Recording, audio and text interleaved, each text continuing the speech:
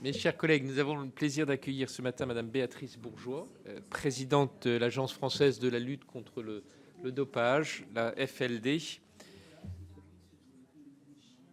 Madame la présidente, c'est la première fois que vous vous exprimez devant notre commission depuis votre prise de fonction. Nous sommes heureux, bien sûr, de vous entendre aujourd'hui, alors que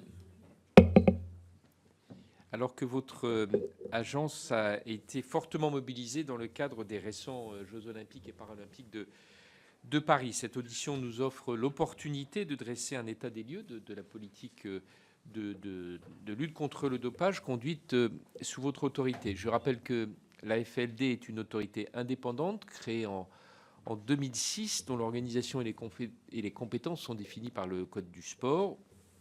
Au fil du temps, ces missions et ses prérogatives se sont élargies à la faveur de plusieurs réformes. L'agence est ainsi mise en conformité avec les exigences du Code mondial antidopage, notamment en matière disciplinaire et en matière d'enquête. Elle a également accru ses compétences en matière éducative. Je vous rappelle qu'en 2022, le laboratoire antidopage a été transféré à l'université Paris-Saclay, faisant ainsi évoluer l'organisation de la lutte antidopage au plan national. Nos échanges porteront ce matin sur plusieurs points. Tout d'abord, cette audition est l'occasion de faire un bilan des Jeux olympiques et paralympiques de Paris 2024. La FLD y a activement contribué sous l'égide de l'Agence de contrôle international. Ces Jeux ont constitué un moment important pour l'agence qui a pu renforcer ses capacités opérationnelles, développer ses compétences et capacités de coordination et expérimenter de nouvelles méthodes de dépistage. Ensuite, l'actualité de votre agence est marquée par la présentation prochaine de votre plan stratégique pour les années 2025-2030. Ce plan doit permettre de développer vos priorités tout en s'inscrivant dans un contexte de rigueur budgétaire, évidemment. Enfin, le Sénat examinera prochainement le projet de loi relatif à l'organisation des Jeux olympiques et paralympiques de 2030, cette fois-ci. Cet examen aura lieu à la fin du mois. Plusieurs dispositions concernent directement l'agence, notamment son article 10 qui autorise le gouvernement à prendre par voie d'ordonnance les mesures nécessaires à la mise en œuvre dans le droit national des nouvelles prescriptions internationales du Code mondial antidopage. L'article 11, quant à lui, apporte des précisions concernant les procédures afin de tirer les enseignements opérationnels des Jeux de 2024. Notre collègue Claude Kern, rapporteur pour avis de ce texte, vous interrogera à ce sujet dans quelques instants, puis ce sera le tour de Jean-Jacques Lozach, notre rapporteur budgétaire, également de vous poser des questions, et puis toutes celles et tous ceux qui le souhaitent le feront également. Madame la Présidente, je vais vous laisser la parole pour une quinzaine de minutes. Je rappelle que cette audition est captée et diffusée en direct sur le site Internet du Sénat.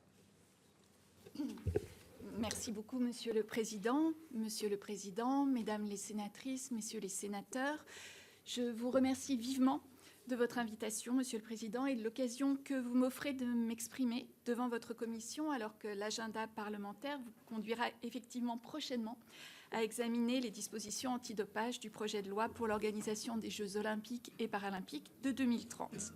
Alors, comme vous m'y avez invité, je voudrais saisir cette opportunité à la fois pour dresser un rapide bilan de la situation de la FLD, pour revenir sur le rôle que l'agence a joué durant les Jeux olympiques et paralympiques de 2024, et enfin pour vous indiquer les principaux axes autour desquels nous souhaitons à présent orienter notre action. L'antidopage a changé de dimension en France en l'espace de quelques années. Nous devons cette montée en puissance à une conjonction de différents facteurs, parmi lesquels je citerai la volonté affichée de placer le dispositif antidopage au rang olympique espéré pour nos sportifs, et celle de répondre pleinement à l'objectif d'harmonisation des règles nationales avec le corpus international. Nous sommes aujourd'hui, ce qui n'était pas le cas auparavant, au niveau de nos homologues allemands et britanniques. C'est le niveau que nous avons vocation à avoir, car tant l'Allemagne que le Royaume-Uni forment des nations sportives comparables à la nôtre, que ce soit en termes de performance ou de nombre de pratiquants. La FLD a quant à elle profondément évolué. Cette évolution concerne l'ensemble de ses activités, mais deux dimensions méritent, je crois, d'être soulignées. D'une part, l'agence concentre désormais, au niveau national, l'ensemble des instruments de répression administrative en matière de dopage. Elle sanctionne l'intégralité des violations aux règles antidopage. Elle définit et met en œuvre sous sa seule responsabilité le programme annuel de contrôle. Il s'agit d'un programme ciblé qui a couvert 130 disciplines sportives en 2024 et qui s'est étoffé au cours des dernières années jusqu'à atteindre en 2023 et en 2024 le nombre de 12 000 prélèvements sanguins et urinaires, soit 50% de plus qu'en 2018. L'efficacité de l'action répressive de la FLD s'est par ailleurs profondément renforcée du fait, vous l'avez mentionné, Monsieur le Président, des pouvoirs d'investigation propres dont elle dispose désormais. Droit de communication de documents, auditions, visites de locaux, visites domiciliaires, etc. Ces pouvoirs lui donnent un avantage unique au monde parmi les organisations antidopage. D'autre part, et c'est le second axe de l'évolution que je souhaiterais retenir, l'agence a fortement investi le champ de l'éducation et de la prévention antidopage. Ce point est essentiel. Il permet en particulier de rappeler une évidence. Si le dopage repose certes sur des protocoles élaborés, le dopage intentionnel, ce dopage côtoie également un dopage par négligence, que ce soit par des prescriptions médicales malheureuses ou par la consommation de produits contaminés, notamment, vous le savez, des compléments alimentaires. La notion de dopage, et je crois important d'y insister, englobe en réalité tout un continuum de situations. C'est pourquoi la politique antidopage, pour être efficace, doit reposer sur l'accompagnement des acteurs. Aujourd'hui, l'agence revendique d'être présente auprès des sportifs et de ceux qui les encadrent, des fédérations et plus globalement de tous les acteurs du monde du sport. Forte du développement de ses missions répressives et préventives, je crois pouvoir dire que la FLD possède désormais les outils et la capacité d'action qui sont nécessaires pour appréhender la réalité hétérogène et évolutive du dopage. Il en va de même du laboratoire antidopage français, désormais, vous le savez, distinct de l'agence, avec lequel nos liens demeurent bien entendu étroits et sur lequel je pourrais, si vous le souhaitez, revenir lors de notre échange. L'ambition qui a nourri la montée en puissance de l'agence a été rendue possible par un soutien financier croissant et prévisible de l'État, fruit d'un dialogue budgétaire inédit avec le ministère en charge des Sports entre 2017 et 2024. Cette ambition s'est également traduite par un soutien parlementaire constant, particulièrement de votre Assemblée, dans la transposition des règles édictées par l'Agence mondiale antidopage. Et cette ambition a bien sûr été portée par l'horizon de la tenue sur notre sol des Jeux olympiques et paralympiques qui ont servi d'accélérateur pour l'antidopage français. S'agissant des Jeux de Paris, la FLD a été conduite à y participer à un double titre. D'une part, elle a œuvré en qualité de prestataire du comité d'organisation dans le cadre de la réalisation du programme de contrôle déployé pendant les Jeux sous l'autorité de l'Agence de contrôle international, l'ITA, en ce qui concerne les Jeux olympiques, et du comité international paralympique pour les Jeux paralympiques. D'autre part, elle a été impliquée en tant qu'organisation nationale antidopage sur la dimension éducative, essentiellement en amont des Jeux et à destination des délégations françaises. Sur le premier aspect, on relèvera que c'est la première fois de l'histoire des Jeux que l'Agence nationale antidopage du pays hôte est intégrée en tant que telle au programme antidopage des Jeux. C'est un modèle qui présente de nombreux avantages puisque l'ensemble des compétences et des réseaux de l'agence ont ainsi pu être mobilisés. Et c'est un modèle qui devrait faire école pour les prochaines éditions des Jeux olympiques et paralympiques. En ce qui concerne les contrôles diligentés pendant les Jeux, contrôles nombreux, 6 000 pendant les Jeux olympiques, environ 2 800 pendant les Jeux paralympiques, la FLD a pu s'appuyer sur ses équipes, mais aussi sur son réseau international et sur son vivier propre de préleveurs.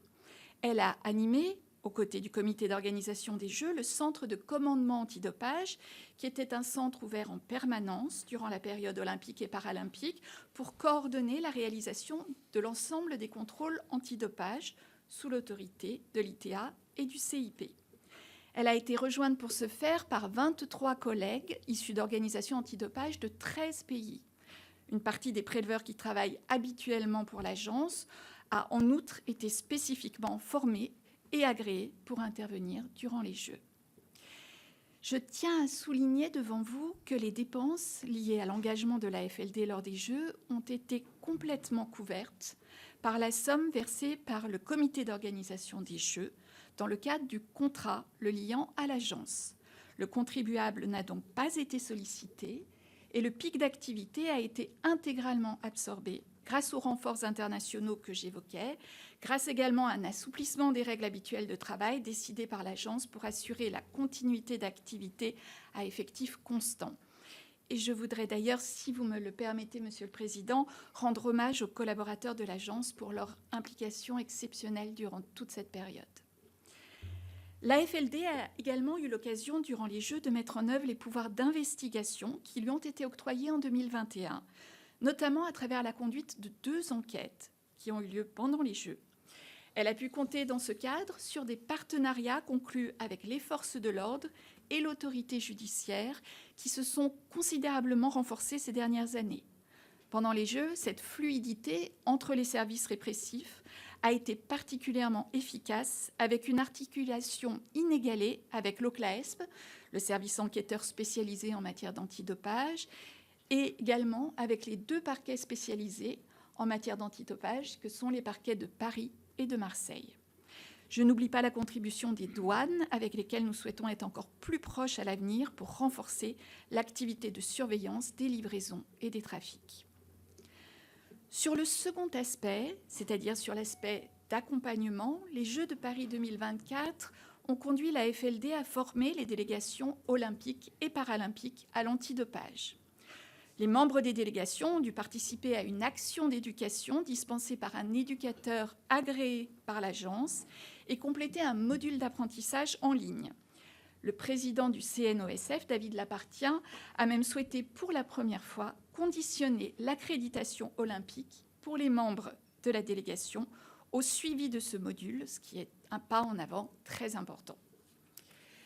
Grâce au soutien du mouvement sportif, la FLD a donc pu jouer son rôle, consacré en 2021, d'autorité nationale en charge de l'éducation antidopage. Elle s'est appuyée pour ce faire sur son réseau qui compte un peu moins de 200 éducateurs antidopage qu'elle a elle-même formés et agréés. Je me permets d'insister sur l'importance de cette dimension, car une préparation défaillante à l'antidopage pour les sportifs et leur entourage est synonyme de risque de perte de médaille et de désillusion pour ceux qui se préparent, susceptibles de chuter pour un dopage non intentionnel à quelques encablures de la compétition. Le bilan des Jeux est donc très positif pour l'antidopage français. Aujourd'hui, nous nous tournons vers l'avenir avec des acquis solides. L'avenir, c'est d'abord la nouvelle version du Code mondial antidopage qui est en cours de finalisation. Le Code mondial et les standards internationaux qui l'accompagnent sont, vous le savez, révisés tous les 6 ans. Le travail préalable à la version à venir de ce texte et de ces documents a été initié en 2023 à travers un processus de consultation à la fois des organisations antidopage, mais aussi des laboratoires antidopage, plus généralement du mouvement sportif et des autorités publiques du monde entier. La semaine dernière, la 3e et dernière phase de consultation s'est achevée. Nous disposerons des versions finales de ces textes en septembre prochain et ils seront formellement approuvés au mois de décembre de cette année. Les échanges au sein de la communauté antidopage ont été productifs et je tiens à souligner que l'AMA a tenu compte des retours qui lui ont été faits. Pour procéder à la transposition de cette 5e version du Code mondial antidopage, il est proposé, dans le cadre du projet de loi pour l'organisation des Jeux olympiques et paralympiques de 2030, que vous allez examiner à la fin du mois, de recourir à une ordonnance qui interviendrait en 2026, une fois les textes définitivement arrêtés et avant la date fatidique du 1er janvier 2027. À cette date, la date du 1er janvier 2027, l'absence de prise en compte des nouvelles exigences du Code mondial et de ses standards placerait l'agence, mais aussi les autorités françaises et les sportifs de notre pays dans une situation de non-conformité passible de sanctions. La fenêtre de tir, pour ainsi dire, est étroite et la marge de manœuvre par rapport aux normes internationales est toujours limitée. C'est la justification de la demande d'habilitation parlementaire qui figure à l'article 10 du projet de loi. Cette habilitation est plus précise, plus détaillée que d'ordinaire pour permettre d'associer au mieux et en amont les parlementaires aux mesures envisagées, alors que cette technique demeure, je le sais bien, frustrante pour la représentation nationale.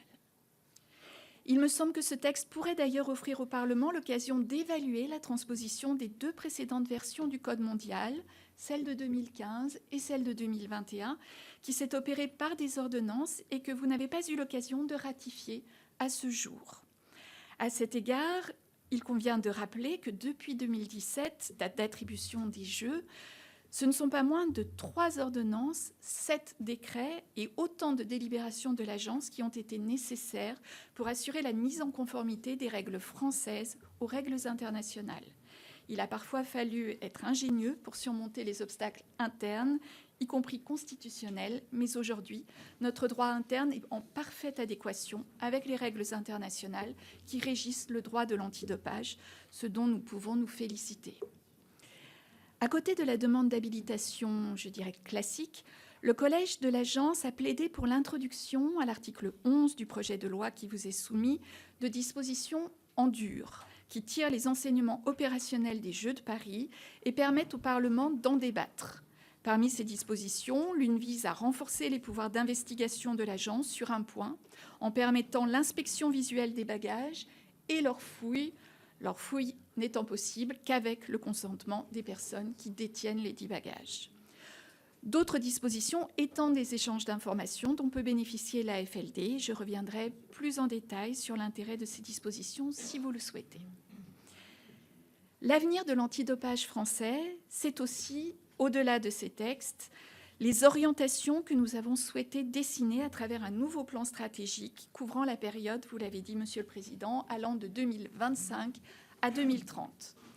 Les plans précédents correspondaient à la montée en puissance nécessaire à la remise à niveau du dispositif antidopage. Le plan stratégique 2025-2030 repose sur une philosophie qui est différente. À présent que l'AFLD a investi ses nouvelles compétences et développé une capacité d'action nettement plus importante, elle peut, je crois, élargir son périmètre et décliner auprès de l'ensemble des publics sportifs, notamment des plus jeunes, ce qui a été fait pour le haut niveau. Je pense en particulier aux sportifs amateurs qui sont moins épargnés encore par le dopage que les sportifs professionnels ou de haut niveau et qui ne doivent pas être laissés de côté par la politique antidopage. Plus que les contrôles, par nature limitée, c'est la prévention antidopage qui doit constituer le vecteur essentiel, à mon sens, pour s'adresser à ce public sportif. Dans cette optique, je suis convaincue que l'AFLD doit réinvestir la dimension de l'antidopage liée à la santé publique. En effet, si les dispositifs antidopage tournés vers le haut niveau sont largement inspirés de la logique de certification de la performance sportive, ceux tournés vers le public amateur trouvent davantage leur légitimité dans la protection de la santé. Sans renier les fondamentaux de l'antidopage pour le sport de haut niveau, notre nouveau plan stratégique veut donc mettre l'accent sur la protection de la santé publique et l'attention à l'ensemble des publics, y compris amateurs, y compris simples licenciés ou simples pratiquants libres. Il renoue avec, je crois, ce qu'on pourrait définir comme une conception française de l'antidopage qui ne réserve pas celui-ci à la seule haute performance. Ce plan repose aussi sur une nouvelle approche, la territorialisation de l'action de l'AFLD. Une telle démarche a bien sûr été déjà entamée, notamment à travers la formation depuis 2023 d'éducateurs antidopage dans les CREPS. Mais elle doit s'intensifier afin de renforcer la grande proximité que nous voulons mettre en œuvre avec les sportifs. Ce nouveau plan stratégique, c'est aussi pour l'AFLD le choix d'une méthode fondée sur la collaboration avec les partenaires publics, sportifs ou économiques implantés localement, d'une collaboration ouverte à l'expérimentation avec les partenaires volontaires. En ce domaine, nous souhaitons avancer et promouvoir des projets établis et portés avec des partenaires locaux. Nous en avons déjà eu quelques expériences prometteuses, notamment une expérimentation d'activités périscolaires autour du sport propre avec la ville de Cannes en 2023-2024. Nous voulons résolument aujourd'hui amplifier ce mouvement. Monsieur le Président, j'ai souhaité dans ce propos liminaire dessiner les contours de la situation antidopage de notre pays. Le bilan est assurément positif. Il convient à présent à s'attacher à préserver les acquis afin que l'antidopage français maintienne son niveau et continue à progresser. À mon sens, pour y parvenir, il nous faut relever 3 défis. Le premier est de poursuivre l'effort d'adaptation pour lutter contre le dopage, afin de ne pas laisser aux dopés, comme on l'entend souvent, une longueur d'avance. Il faut donc soutenir l'effort de recherche et développer les capacités d'investigation. Le deuxième défi consiste à stabiliser le soutien financier dont dépend la FLD. Actuellement, les 3/4 de nos dépenses, hors masse salariale, reposent sur le coût des missions de contrôle et des analyses opérées par le laboratoire antidopage français. C'est donc notre unique marge de manœuvre financière. Nous avons déjà diminué le nombre de prélèvements de 12 000 à 11 000 en 2025 par rapport à 2024, ce que j'assume comme soutenable. Mais une nouvelle baisse des crédits additionnée au gel de gestion à hauteur de 5,5% de ceux conservés signifierait un plongeon en deçà des 10 000 prélèvements. Et je tiens à le dire clairement devant votre commission, nous sortirions alors de la cour des grands avec des arbitrages douloureux à effectuer. Pour vous donner un exemple concret, en 2025, nous avions identifié que retirer 1000 prélèvements supplémentaires sur le programme annuel de contrôle aurait obligé à choisir entre 2 options. Première option, supprimer tous les contrôles sur 44 disciplines sportives, dont certaines olympiques. Deuxième option, retirer l'équivalent de 2 mois de contrôle sur les 4 disciplines actuellement les plus contrôlées. J'ajoute que moins de contrôle signifie moins d'analyses facturées par le laboratoire antidopage français. Ce choix ferait donc 2 perdants par effet de cascade. Enfin, le dernier défi est de renforcer l'adhésion et l'implication du mouvement sportif. Le dopage ne doit pas être un tabou, bien au contraire, il faut qu'il soit assumé par l'Agence nationale du sport, par les fédérations et par les ligues. Les sportifs de haut niveau parlent de plus en plus librement d'antidopage et nous nous en félicitons. Il faut à présent faire en sorte que l'encadrement des sportifs se sente tout autant concerné par cette thématique. Leur implication est essentielle si l'on veut mettre toutes les chances du côté du sport propre. Je vous remercie de votre attention. Merci, Madame la Présidente. Première question de Claude Kern, rapporteur du texte sur les JO 2030. Merci, Monsieur le Président. Merci, Madame la Présidente, pour votre propos liminaire. Et vous nous l'avez rappelé, l'antidopage a bien changé ces dernières années. Et je me réjouis des pouvoirs d'investigation propres qui ont été confiés à la FLD et surtout de l'accompagnement des acteurs du monde du sport et de la prévention pour la protection de la santé que vous avez rappelé à l'instant. Et je voudrais en profiter également pour vous remercier pour l'excellent travail qui a été fourni par les collaborateurs de la FLD pendant les Jeux olympiques et paralympiques de 2024. Je vais surtout axer mes questions sur l'organisation des Jeux olympiques et paralympiques de 2030. Vous l'avez rappelé, l'article 10 du projet de loi relatif à l'organisation des JOP d'hiver, que nous examinerons en commission la semaine prochaine, habilite le gouvernement à légiférer par ordonnance afin de mettre le droit français en conformité avec le Code mondial antidopage. Le champ de cette habilitation semble particulièrement large, plus étendu que lors des précédentes transpositions. Et d'ailleurs, le texte du Code mondial antidopage, vous l'avez dit, ne sera connu qu'en septembre. Mais pourriez-vous d'ores et déjà nous préciser les limites exactes de ce périmètre ? Cette habilitation se borne-t-elle à intégrer les dernières évolutions du Code mondial antidopage ou permet-elle également d'intervenir au-delà ? Par ailleurs, dans cet article 10, l'alinéa 7 mentionne des mesures de conséquence dont la formulation paraît floue. De quelles mesures s'agit-il précisément et dans quelle mesure viennent-elles élargir le champ de l'habilitation ? L'un des tournants dans la stratégie française de lutte contre le dopage réside dans l'élargissement des pouvoirs d'enquête de l'AFLD, qui a été d'ailleurs fait à la demande du Sénat. Je ne vais pas vous demander le bilan, vous l'avez rappelé, et vous avez répondu en ce qui concerne l'excellente collaboration avec les autorités policières et judiciaires, qu'il faut saluer également. Enfin, l'article 11 précise le déroulement des procédures antidopage. Il s'agit en premier lieu de renforcer les liens entre l'AFLD et l'Agence nationale du sport. Pourriez-vous nous préciser les besoins concrets auxquels répond cette évolution? Et puis, il s'agit aussi de permettre des inspections visuelles et des fouilles des bagages et des véhicules avec le consentement de leurs propriétaires. Là encore, pouvez-vous nous expliquer quelles seraient les conditions de mise en œuvre de ce nouveau pouvoir et les garanties apportées quant à la proportionnalité des mesures prises? Merci. Jean-Jacques Lozach, rapporteur budgétaire. Oui, merci, Monsieur le Président. Merci, Madame la Présidente et Monsieur le Secrétaire général de l'AFLD pour cette présentation.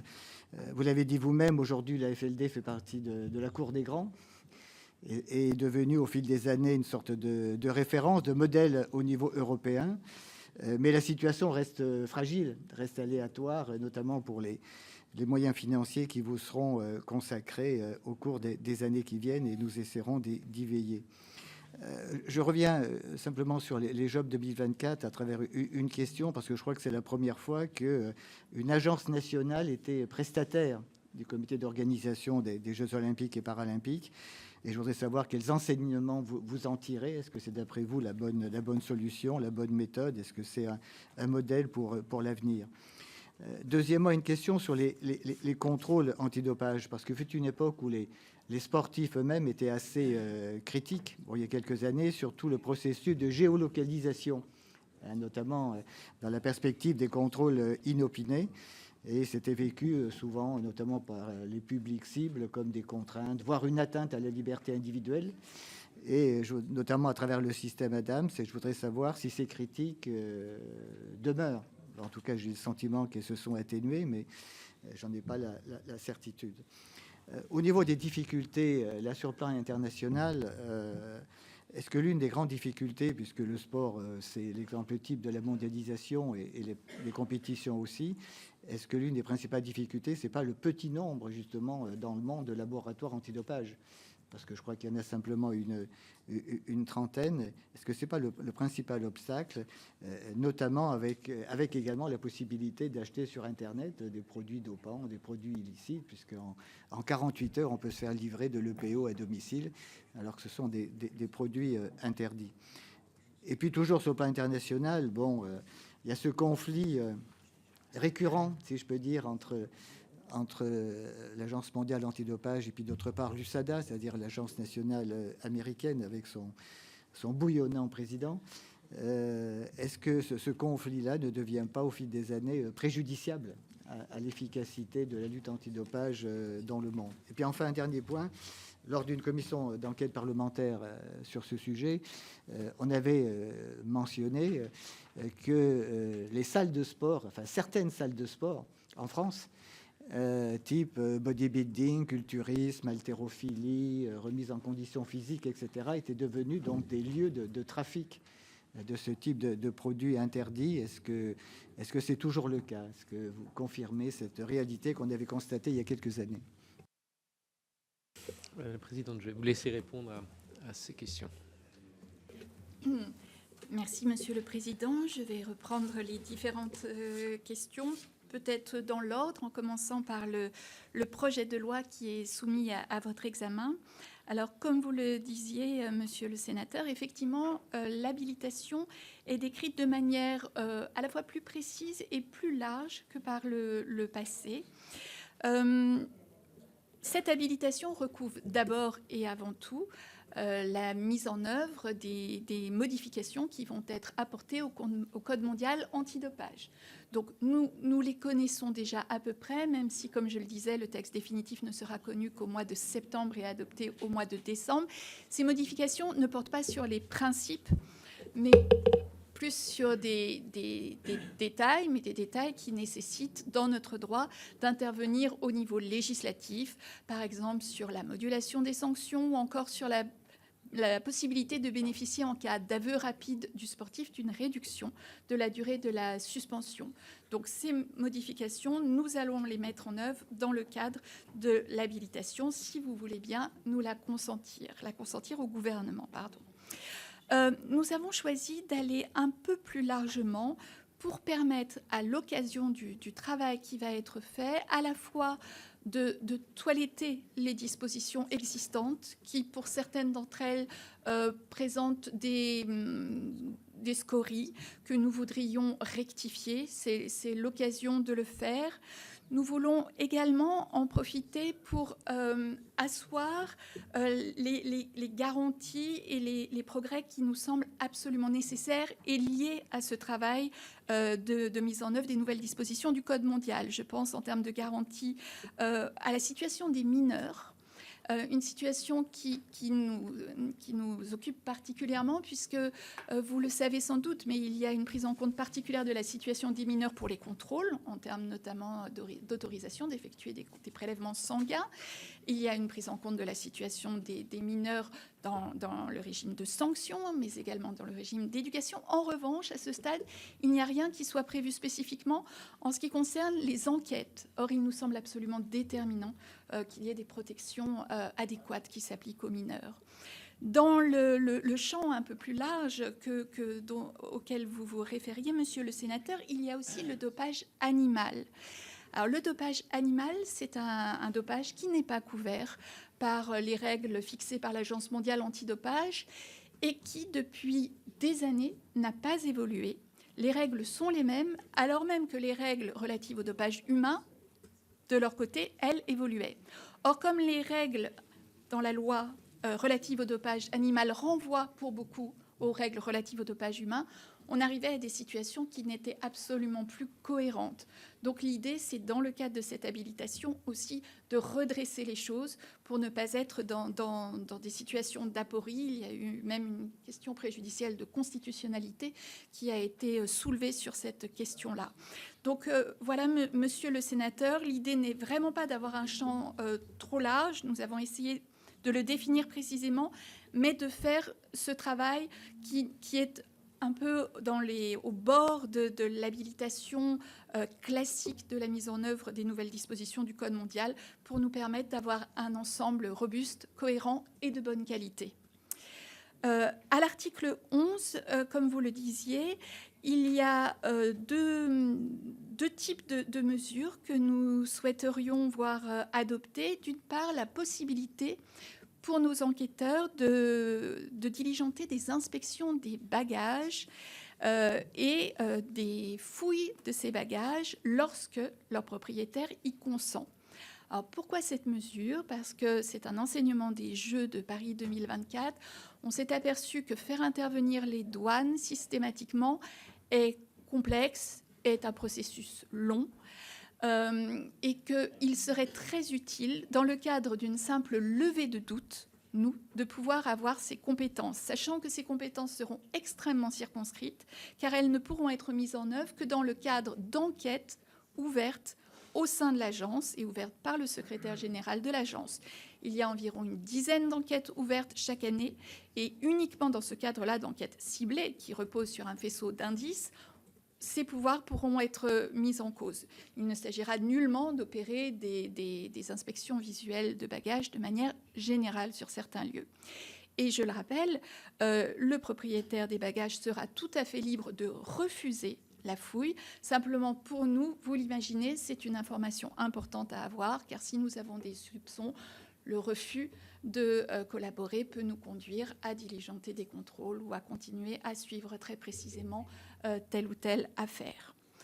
Les autres dispositions qui vous sont proposées dans le cadre de cet article 11 conduisent à renforcer les liens entre l'agence et différents partenaires. C'est le cas de Tracfin, par exemple. Et là, nous reprenons d'ailleurs une mesure qui avait été votée par le Sénat, mais qui a été censurée par le Conseil constitutionnel comme cavalier législatif. Donc là, nous la remettons dans ce projet. C'est le cas, vous le disiez, monsieur le sénateur, des liens avec l'ANS. Alors, ces liens sont primordiaux pour nous, parce que l'ANS est en charge du suivi de nos publics cibles, c'est-à-dire du haut niveau, et parce que pour être vraiment efficace, il nous faut avoir accès au maximum de données disponibles, y compris des données relatives à la performance des sportifs de haut niveau.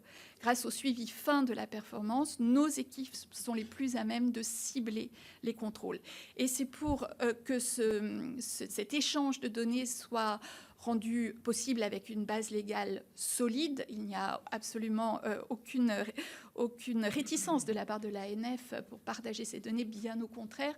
Mais là, cela nous permet d'avoir cette base solide, comme on l'a par rapport à d'autres opérateurs déjà dans les textes existants.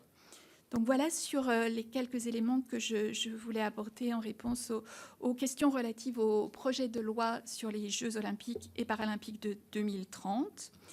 Sur les questions plus générales, à la fois internationales et nationales, posées par monsieur le sénateur Jean-Jacques Lozach, si je commence par l'aspect international, je vous rejoins totalement, monsieur le sénateur, dans l'idée que le conflit qui sépare actuellement l'agence américaine, USADA, et l'agence mondiale antidopage est absolument préjudiciable à l'antidopage de manière générale. Ce conflit, vous le savez, il est né à partir de la révélation, peu avant les Jeux de Paris, de la situation d'une vingtaine de nageurs d'une équipe chinoise qui avaient été contrôlés positifs à la triméthazidine, qui est une substance interdite lors de Jeux qui se sont tenus en Chine. Mais les informations relatives à ces contrôles positifs n'avaient pas été entrées dans la base de données mondiale, la base Adams, et donc n'avaient pas été rendues publiques. C'est ce sur quoi s'est noué le différend. Je dois dire que nous avons partagé en tant qu'organisation antidopage avec le mouvement sportif, avec, je crois, tous les observateurs, lorsque cette question a émergé, un temps de doute et de questionnement. C'est-à-dire le système international antidopage est robuste parce qu'il repose sur des règles communes. Ces règles, nous les appliquons tous, qu'il s'agisse des fédérations internationales, qu'il s'agisse des organisations nationales antidopage, et du respect strict de ces mêmes règles c'est sur le respect de ces mêmes règles que repose toute la crédibilité du dispositif. Nous avons été rassurés, pour notre part, par ce qui a été mis en œuvre progressivement pour répondre à ces questionnements. Ce qui a été mis en œuvre, c'est d'abord et avant tout un rapport qui a été élaboré par un procureur indépendant, Éric Cottier, qui a été remis et rendu public, rapport qui est partiellement critique, mais dont il ressort de manière certaine qu'il n'y a eu aucune volonté de la part de l'Agence mondiale de couvrir des cas de dopage qui auraient eu lieu en Chine, ce qui est la position que fait valoir l'agence américaine, et qui explique aussi les raisons pour lesquelles il était objectivement légitime de ne pas faire appel devant le tribunal arbitral du sport de la situation chinoise.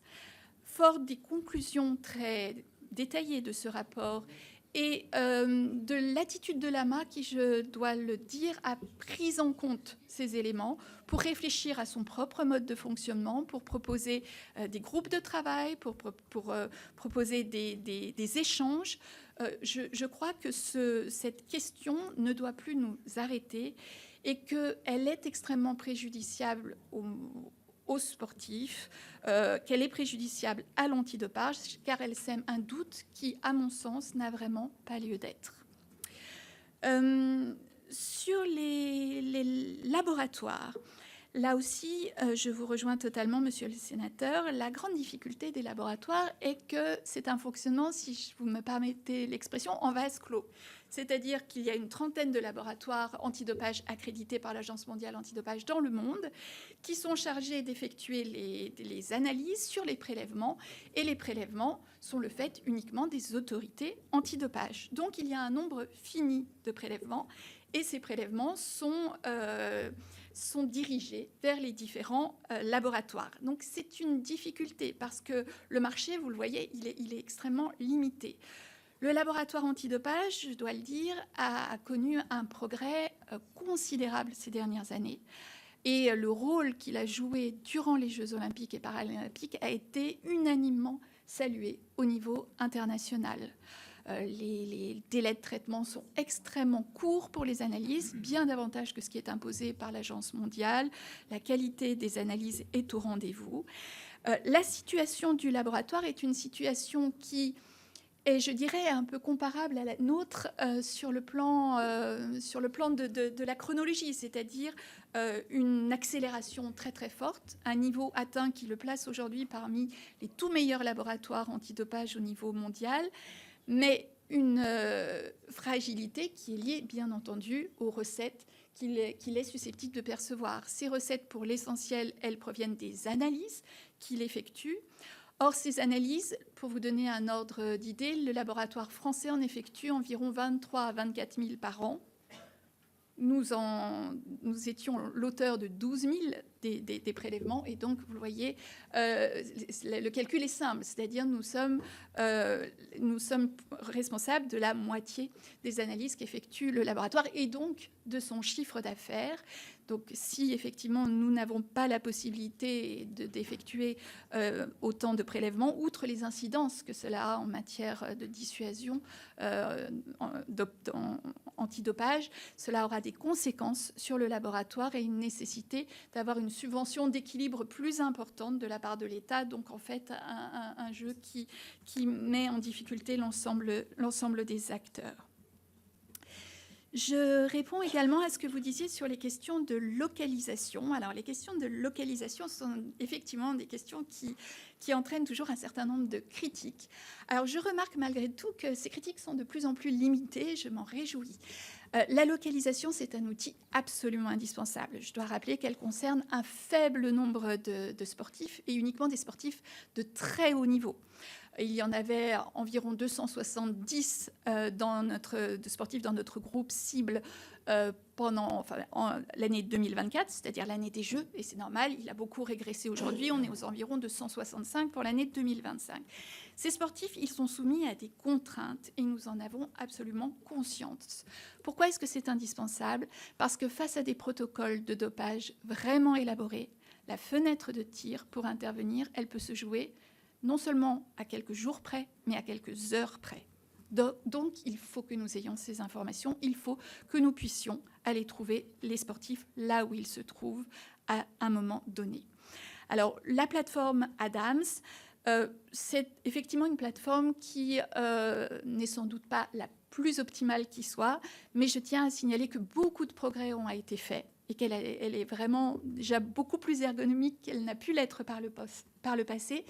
Et d'autre part, et j'y insiste, que les services de l'agence sont dans une logique d'accompagnement des sportifs du groupe cible et des sportifs du groupe de contrôle pour remplir leurs obligations ADAMS. C'est-à-dire que concrètement, nous faisons des rappels très fréquents directement à chaque sportif. Nous faisons des actions d'éducation pour expliquer le fonctionnement de la plateforme ADAMS à chacun des sportifs nouvellement inscrits ou renouvelés dans le groupe cible. En tout cas, et nous sommes là en permanence pour répondre à toute question et à toute difficulté. Donc, je relativiserai vraiment les difficultés de cet outil qui, encore une fois, est essentiel pour nous. S'agissant de la possibilité d'acheter sur Internet des produits dopants, alors elle est réelle, c'est très compliqué. Dans le cadre des investigations que nous menons, nous voyons tous les produits qui sont disponibles sur Internet, nous voyons même le début des produits de dopage génétique qui circulent sur le darknet. Nous avons la possibilité, par les pouvoirs d'investigation qui nous ont été octroyés, d'effectuer ce que l'on appelle des coûts d'achat, c'est-à-dire de prendre un nom d'emprunt pour nous procurer ces produits. Nous avons beaucoup d'armes à notre disposition, mais il est certain que c'est un fléau. C'est un fléau non seulement, je dirais, pour le dopage intentionnel, c'est-à-dire pour se procurer volontairement ces produits, c'est un fléau pour le dopage non intentionnel. Et j'y insiste, le dopage non intentionnel, c'est une part certaine des cas de dopage aujourd'hui. Or, sur Internet, vous pouvez vous procurer tous les compléments alimentaires possibles et imaginables. Ces compléments alimentaires, dans un certain nombre de cas, si vous n'y faites pas attention, contiennent dans leur notice, leur composition contiennent des substances interdites. Parfois, rien n'est déclaré dans la composition, mais ils sont contaminés. Et le risque est beaucoup plus grand si les compléments alimentaires sont achetés sur Internet que s'ils sont achetés dans des officines, que ce soit en pharmacie ou directement chez les producteurs. Donc Internet est vraiment une difficulté que nous avons tout à fait, dont nous avons conscience et sur laquelle nous travaillons évidemment. Un mot sur les enseignements à tirer du rôle particulier de l'agence comme prestataire du comité d'organisation des Jeux pendant les Jeux de 2024. C'est comme je le disais, effectivement, une première. Une première parce que jusqu'à présent, pendant les Jeux, pour l'aspect antidopage, il était d'usage de faire appel à différents spécialistes de l'antidopage venus de différentes agences ou fédérations internationales. C'est un pari différent qui a été pris cette année. C'est un pari que je crois vraiment réussi. D'abord parce qu'il a permis de mettre à disposition du comité d'organisation l'intégralité des compétences de l'agence. Et on voit que tous les services de l'agence ont été mobilisés pour les Jeux. Ensuite, parce que c'est un système qui, et je crois qu'il est important de le souligner, je l'ai fait dans mon propos liminaire, a été un système qui n'a rien coûté à la collectivité, puisque c'est dans le cadre d'un contrat de prestation avec une rémunération pour la prestation en question que tout cela s'est articulé. Donc c'est une réussite et c'est la raison pour laquelle dès les prochains Jeux, ce modèle, normalement, devrait être pérennisé. Enfin, dernière question sur les salles de sport. Alors, sur certaines salles de sport, comme vous le disiez, monsieur le sénateur, toutes ne sont pas concernées, loin de là. Il y a toujours une question qui est extrêmement préoccupante, qui tient à la circulation non seulement de produits dopants, mais aussi de produits susceptibles d'être contaminés. Donc nous sommes particulièrement vigilants à cet égard et c'est cela rejoint l'un de nos axes vraiment, l'un des axes qui nous tiennent à cœur dans notre développement, c'est-à-dire ouvrir notre champ d'action, pouvoir être présent là où la réalité du dopage existe. Ça veut dire aussi pouvoir avoir les moyens d'être présent en termes éducatifs dans les salles de sport, afin qu'on ne trouve pas ce dopage diffus qui touche souvent les plus jeunes et des personnes qui, dans bien des cas, ne cherchent pas à se doper, mais sont juste soit trompées sur les produits, soit ne sont pas suffisamment informées pour savoir les risques que la prise de tels produits font courir à leur santé. Merci. On va passer à la dernière série de questions, commençant par celle de Michel Savin. Merci, Président. Merci, Madame la Présidente. Et je salue aussi le Secrétaire général. D'abord, félicitations pour la réussite de l'agence lors des JOP de 2024. C'est vrai que, aussi bien dans le cadre de l'organisation du COJOP que de l'agence, j'espère que cette réussite fera que la France peut-être sera aussi un modèle pour les futures grandes compétitions internationales. J'ai 4 ou 5 questions à vous poser.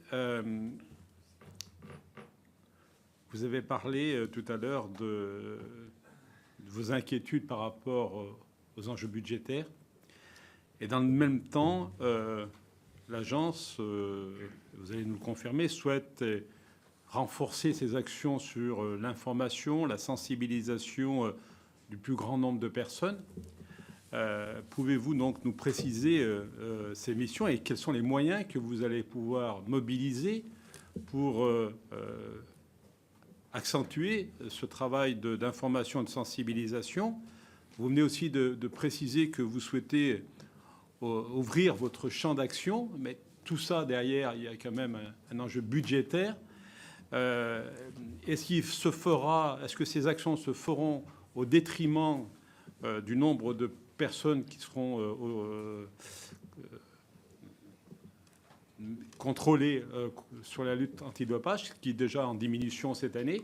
Est-ce que ça, c'est une procédure qui va s'accentuer au détriment d'autres actions? Ça, c'est ma première question. La deuxième, ça a été un peu évoqué dans les salles privées, mais le sport professionnel comme le sport amateur fait face à un fléau de consommation de compléments alimentaires dont la composition est parfois obscure. Et quels sont les moyens que met l'agence pour lutter contre ces actions qui touchent, encore une fois, essentiellement peut-être le sport amateur? Et nous avons quelques collègues qui font du sport dans cette commission et j'espère qu'ils sont attentifs à tous ces produits. Troisième question, pouvez-vous nous faire un bilan des contrôles sur les différentes disciplines sportives? Parce que durant longtemps, un sport était très fléché et ciblé sur la lutte antidopage, c'était le cyclisme. Mais on voit aujourd'hui que d'autres disciplines sont touchées. Ce serait intéressant qu'on ait le bilan par discipline. Autre question, vous avez évoqué lors d'un entretien le problème qu'on retrouve dans le rugby, qui est lié à la consommation de cocaïne. Vous avez déclaré que l'agence ne peut agir que dans un cadre légal prévu par le Code du sport et celui de l'Agence mondiale antidopage. Est-ce à dire que vous avez besoin d'un dispositif, d'une mesure législative pour qu'on puisse vous donner plus de moyens d'intervention sur ce domaine?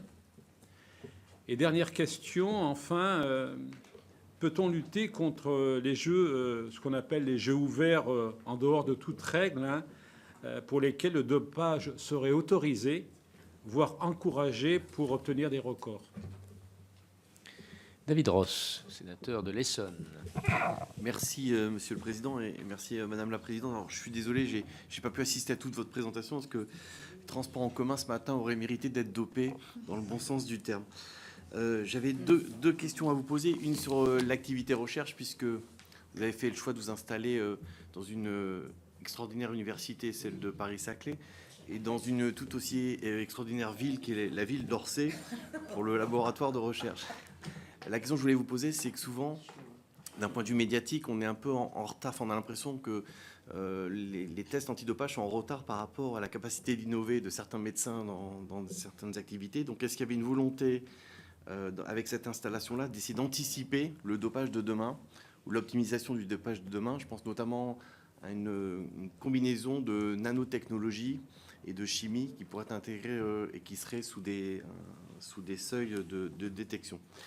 Le deuxième point, c'est l'aspect financier sur la recherche. Est-ce que finalement, mais ça c'est peut-être une question pour notre commission et pour le PLF 2026, est-ce que finalement les sportifs qui sont sanctionnés ne devraient pas être sanctionnés financièrement? Est-ce qu'une partie des finances ne devrait pas revenir finalement à l'agence pour vous cibler des moyens supplémentaires, avoir une sorte de prime de résultats, si j'ose dire?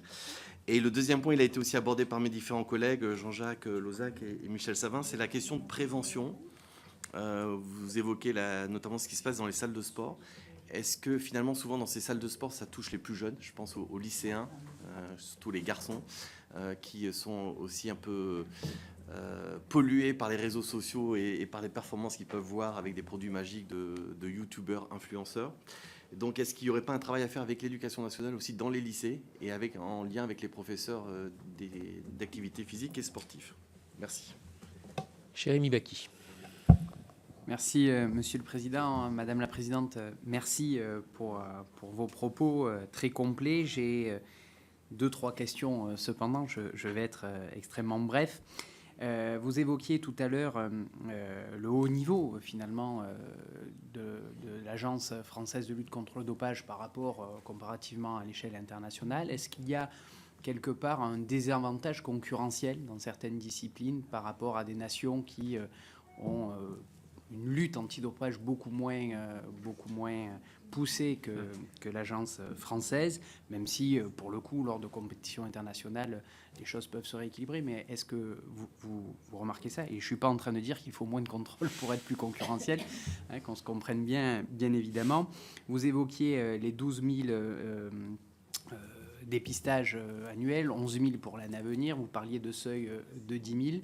Est-ce que, je ne sais pas si ça a été dit, et si ça a été dit, je m'en excuse, est-ce que il n'y a pas aussi une tentation de recentrer ces dépistages plutôt sur le sport professionnel au détriment du sport amateur? Et je viens à ma dernière question concernant notamment le sport amateur ou les plus jeunes. Vous parliez d'éducation. Est-ce que vous remarquez des parcours de dopage? Est-ce qu'on a parfois, dans des phénomènes d'addiction, je ne dis pas que le dopage est nécessairement un phénomène d'addiction, mais des parcours, est-ce que pour le dopage aussi, dès le plus jeune âge, et ensuite on monte crescendo en fonction que l'enjeu, que les compétitions, que le professionnalisme ou autre arrivent? Est-ce qu'on a comme ça des parcours? Et donc, la place de la prévention dès le plus jeune âge, effectivement, est à renforcer. Voilà, je ne serai pas plus long. Merci. Madame la Présidente, je vais vous laisser répondre à ces questions. Merci, Monsieur le Président.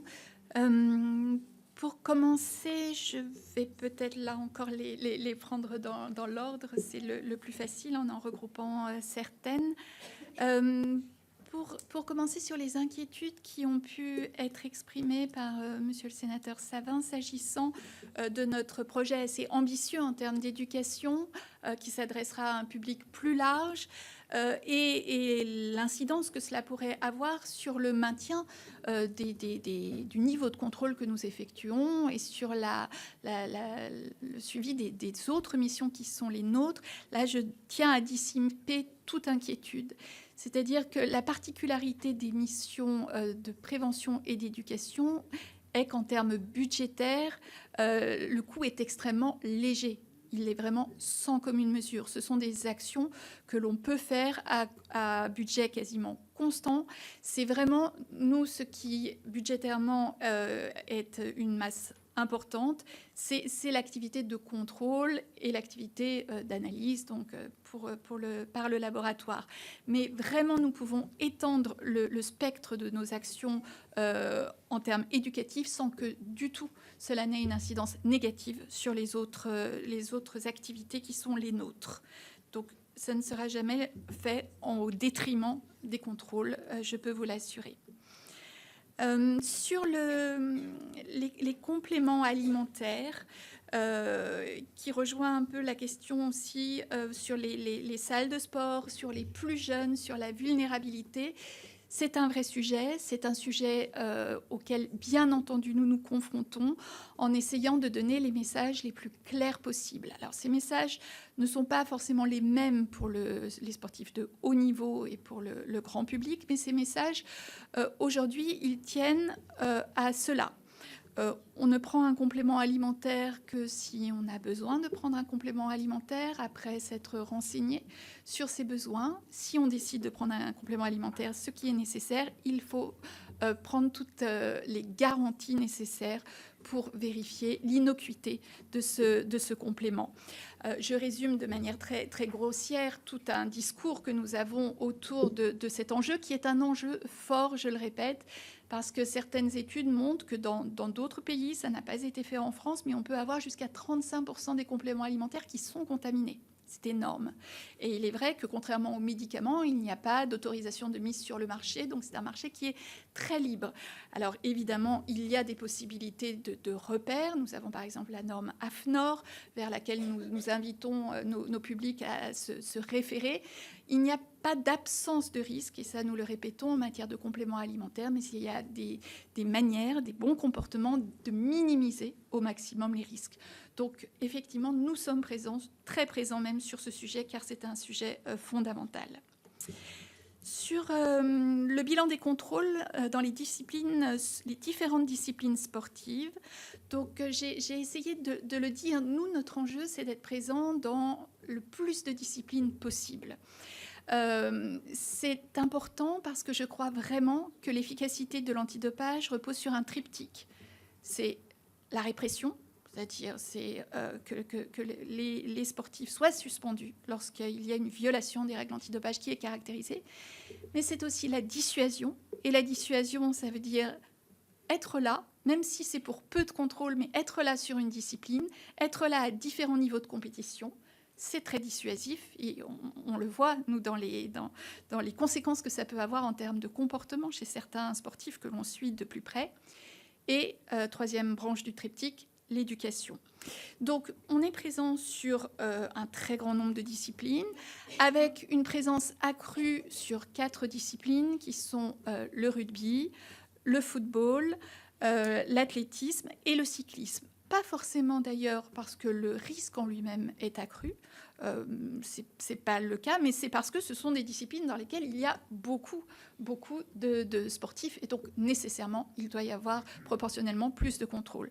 Nous sommes aussi particulièrement présents dans les sports de force et c'est important parce que je crois qu'il faut souligner que l'incidence du dopage dans les sports de combat, c'est une incidence qui peut être extrêmement néfaste à l'adversaire. C'est-à-dire qu'un combattant qui prend des produits anabolisants, stimulants ou autres peut devenir extrêmement dangereux pour son adversaire. Et donc, cela nécessite une acuité particulière.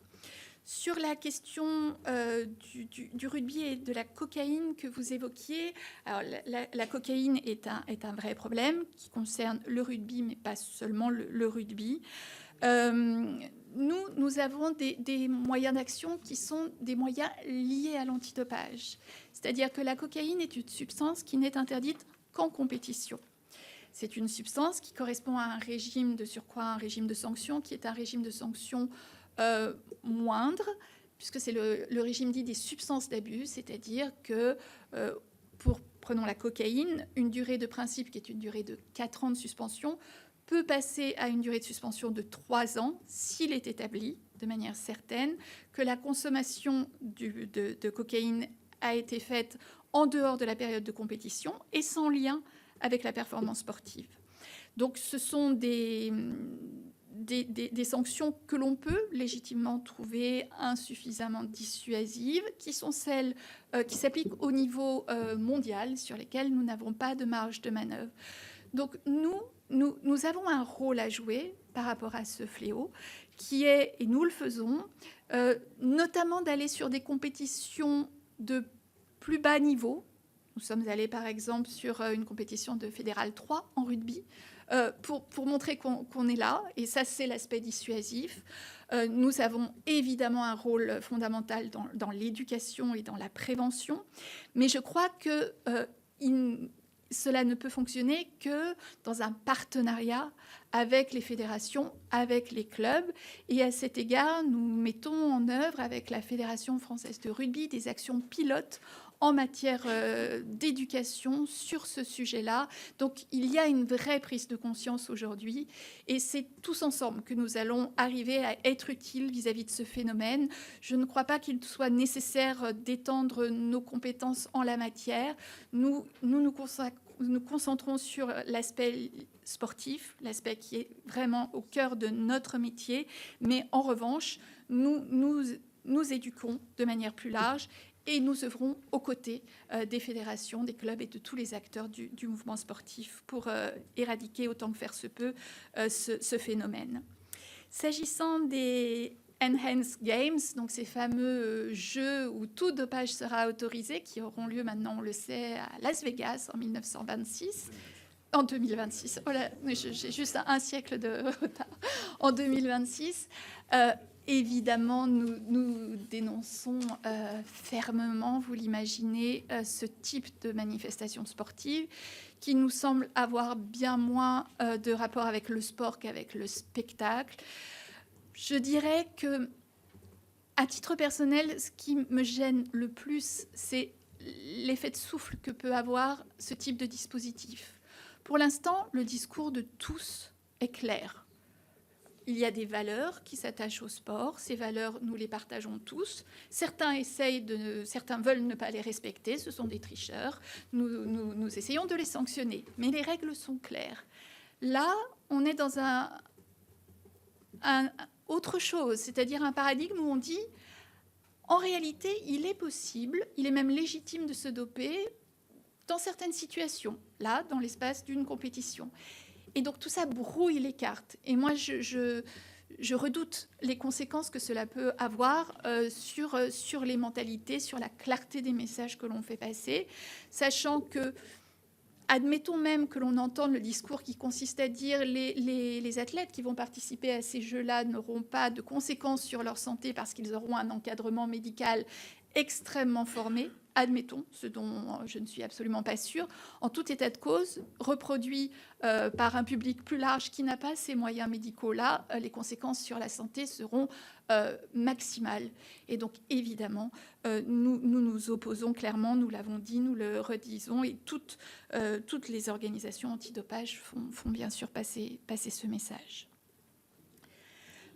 S'agissant des activités de recherche et des aspects financiers de la recherche, effectivement, c'est un point phénoménal. On a coutume de dire que les dopés ont un train d'avance. Nous espérons que ce n'est pas le cas. Nous faisons tout pour que ce ne soit pas le cas, avec deux aspects, c'est-à-dire l'aspect analyse, et vous le soulignez, les analyses sont de plus en plus performantes, vont de plus en plus bas dans les seuils de détection, ce qui a comme corollaire effectivement plus de cas de contamination détectés, mais qui est indispensable parce que, je voudrais le rappeler, quand vous avez un seuil, un taux de détection, un taux de concentration d'une substance interdite qui est très bas, cela peut être soit une contamination d'un produit, mais cela peut être soit la fin d'un processus d'évacuation du produit en cause, ou le début, en revanche, juste après la prise d'un produit. Sur la courbe, quand on dresse une courbe, c'est exactement le même point, d'où la nécessité pour les laboratoires de continuer à aller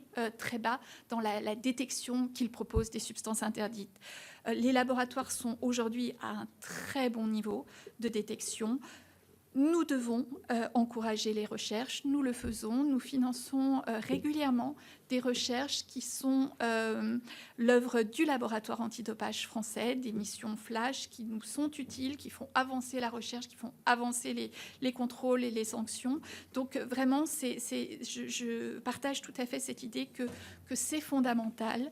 J'ajouterais juste que dans ce fameux train, ce qui nous permet de prendre de l'avance, c'est les progrès des laboratoires, les progrès en termes d'analyse, c'est aussi les compétences en matière d'investigation. Le renseignement, les investigations ont changé la donne en matière de lutte contre le dopage. Et avec les éléments dont nous disposons, les outils qui sont à notre disposition aujourd'hui, nous avons la capacité de détecter beaucoup plus de choses que nous le pouvions auparavant. S'agissant des plus jeunes, alors on en a parlé à l'occasion des salles de sport, c'est vrai, c'est absolument primordial de pouvoir s'adresser aux plus jeunes. On le voit, plus les actions interviennent précocement, plus elles sont utiles et elles durent. On a souvent des sportifs de haut niveau qui évoquent leur premier souvenir d'éducation antidopage, qui remontait à lorsqu'ils avaient 10 ans, 12 ans. Ils s'en souviennent. C'est un message fort qui marque. On doit être présent auprès des plus jeunes. On doit développer le partenariat avec l'éducation nationale. Nous le voulons. Nous avons créé des outils. Ces outils, nous en disposons. Nous sommes prêts à les mettre à disposition, évidemment, totalement gratuitement. Nous l'avons fait, pour l'instant, dans un cadre municipal, avec la ville de Cannes, par exemple, ou dans un programme d'expérimentation. Nous avons, durant les activités, durant les temps périscolaires, proposé une formation au sport propre. Alors, une formation adaptée selon l'âge des enfants, puisque ça allait de la maternelle jusqu'à la fin du collège, mais une formation dont nous avons eu des très bons retours. Nous avons aussi un partenariat avec le réseau des établissements français à l'étranger. Pour l'instant, nous avons plus de difficultés à obtenir les mêmes retours du côté de l'éducation nationale, mais évidemment, c'est un de nos objectifs et nous voulons pouvoir sensibiliser les plus jeunes aux valeurs du sport propre et au fléau du dopage. Sur la question des Français et des étrangers, c'est une question intéressante qui revient souvent parce que on nous dit régulièrement, mais voilà, le dispositif français de l'antidopage est très performant, mais ça l'est visiblement un peu moins chez certains autres, donc c'est quelque part injuste. Non pas qu'il faille baisser l'efficacité du dispositif français, mais tout de même, et on comprend ce sentiment. Par rapport à ça, je dirais deux choses. Je dirais d'abord, il faut avoir à l'esprit que nous contrôlons des sportifs étrangers. 22% des sportifs que nous contrôlons et sanctionnons sont des sportifs étrangers. Et justement, nous le faisons dans cette optique-là aussi. Par ailleurs, l'harmonisation entre les différentes organisations antidopage est de plus en plus grande. On a aujourd'hui des instances, que ce soit l'ITA, que ce soit l'AMA elle-même, que ce soit le CIP, qui veillent à ce que, je dirais de manière familière, il n'y ait pas de trou dans la raquette. C'est-à-dire à ce qu'il n'y ait pas des pays qui, faute d'avoir une organisation antidopage performante, faute de volonté, échappent aux contrôles qui sont imposés, qui doivent avoir lieu partout. Donc vraiment, ce facteur-là, je crois qu'on le ressent souvent plus qu'il n'existe réellement. Enfin, sur les sanctions financières, il existe des possibilités de sanctions financières aujourd'hui. Elles se limitent à quelques milliers d'euros dont le produit va naturellement au budget de l'État, mais les montants sont sans commune mesure à ce qui pourrait être utilisé voilà, dans le cadre notamment, vous disiez, de la recherche. Donc on est sur des choses qui sont accessoires et qui ne sont pas au cœur de ce qui peut vraiment impulser un mouvement pour la suite. Merci, Madame la Présidente, pour vos réponses très précises à nos questions. Et donc, nous examinerons le texte pour les JO de 2030 mercredi prochain en commission. Le rapporteur Claude Kern fera la présentation de ce rapport et dans l'hémicycle à partir du 24 juin. Merci beaucoup. Merci, Monsieur le Président.